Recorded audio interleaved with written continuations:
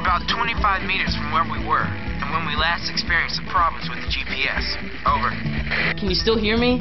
The radio's coming in loud and clear too. Keep us posted. We shouldn't really assume whether or not the technical problem was permanent. My guess is that one of the satellites was broken. Now, Jacob, don't jump to conclusions. And besides, Mr. Gano said that 29 GPS satellites orbit the Earth. It's possible, but not likely that they're all broken. I guess you're right. But what other explanation is there? Either way, if we want to complete our assignment, we have to make sure this works. It should be another 8 meters. A little to the right. I don't see anything. Another 5 meters. Oh, wait, I see something.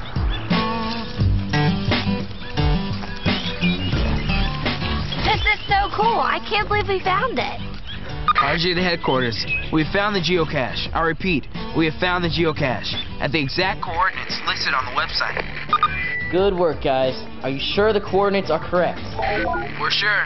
We've double-checked and double-confirmed. Mission accomplished. We're returning to headquarters. Over. It looks like you were right. I shouldn't have jumped to a conclusion. Clearly, the satellites and the GPS devices are working properly. And that's a good thing. But we still don't know what caused the problem in the first place. Let's go to the problem board.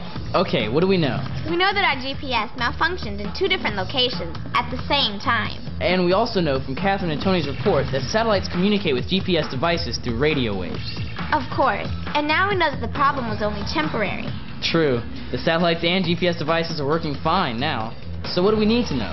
We need to know more about radio waves and how they might be affected. It might also help if we knew anyone else who had a similar problem. So where do we go? Let's email Ulla and Nina in Norway and see if they had the same problem on the same day.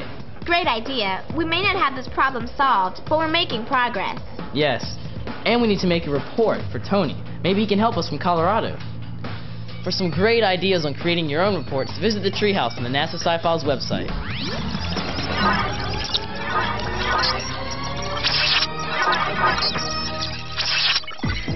We read about the Treehouse detectives' problem with their GPS, but we weren't much help.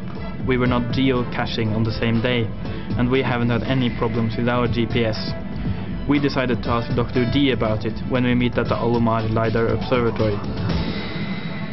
I'm excited to finally be here at the observatory. I've read so much about it.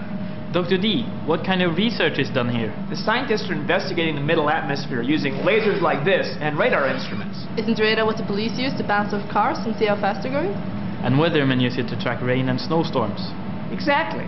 Radar sends out a beam of light which is reflected off the atmosphere and is then analyzed. Did you just say that radar sends out a light beam? I thought that radar used radio waves. It does, but radio waves are a form of light. There are many forms of light that are not visible. Like what?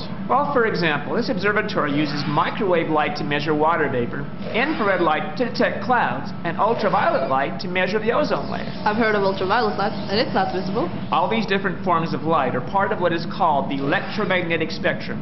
Every form of light travels at 300 million meters per second in a vacuum and has a wavelength. We learned that the wavelength is the distance between the crest of 2 successive waves. That's right.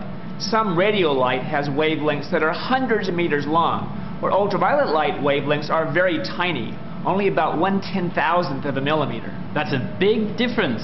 It is. Light also has a frequency, which is its rate of vibration. Here, hold on to this spring. I'm going to make it vibrate and create what's called a standing wave.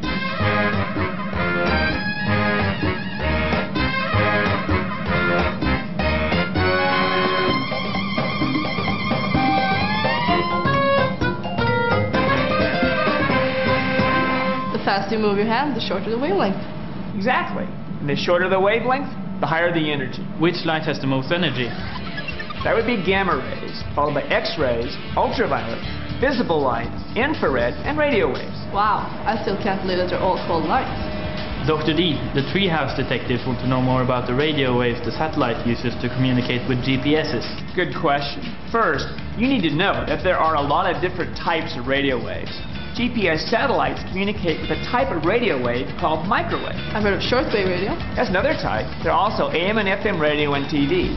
But GPS satellites communicate with microwaves because these pass easily through the atmosphere and are not absorbed. Are the other forms of light absorbed by the atmosphere? Not all of them. Ozone in the atmosphere absorbs most, but not all of the ultraviolet light. Fortunately, most of the X-rays and gamma rays are also absorbed. But visible lights get through pretty easily. Yes, the atmosphere is transparent to visible light. I heard that some radio waves, like AM and shortwave radio, can bounce off the atmosphere and travel great distances. That's correct. But FM radio and TV... I also mentioned that all radio waves can be created by moving electrical charges. And the Kids Club members said you might want to learn more about electricity to solve your GPS problem.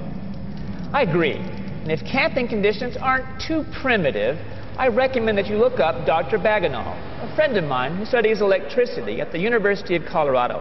I know that we use electricity all the time, but I'm not sure what it is exactly. It's a physical phenomenon associated with static and moving electrical charges. Oh, I get it. I'm sorry, would you repeat that again? I know, it's complex. Electricity doesn't have a simple explanation, nor is it easy to understand. So let's start with the basics. Take this plastic stick and rub it against this cloth. Okay.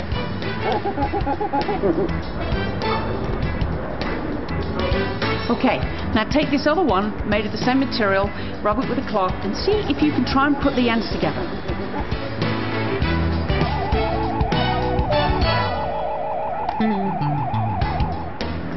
It looks like one is pushing the other. Now rub this one made of a different material. Okay. So now try and put them together.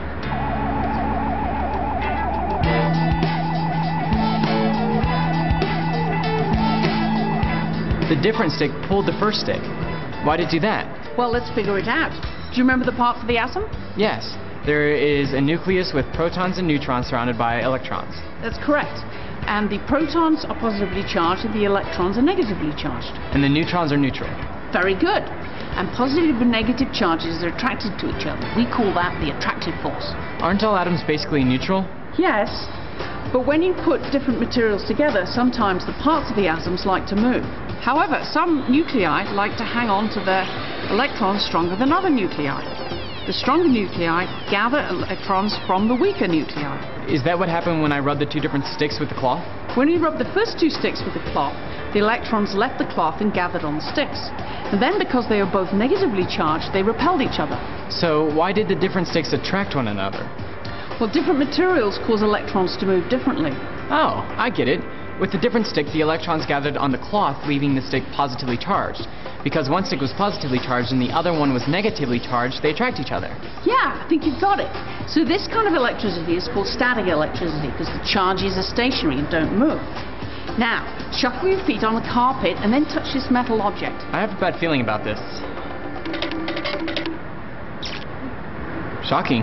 Can you explain why? I'll try. When I shuffled my feet, I gathered electrons from the carpet, making me negatively charged. That's correct. And what happened when you touched the metal object? The extra electrons jumped over to the metal, causing pain. Sorry, but you're right. It's an example of what we call current electricity. Watch what happens when I connect this end of the wire to this end of the hand generator. This looks like a complete circuit, with the light bulb as the load. When you turn the crank, you produce current, which is electrons flowing through the circuit, and the light bulb glows. Exactly. Now watch what happens when I connect the generator to this circuit near these compasses.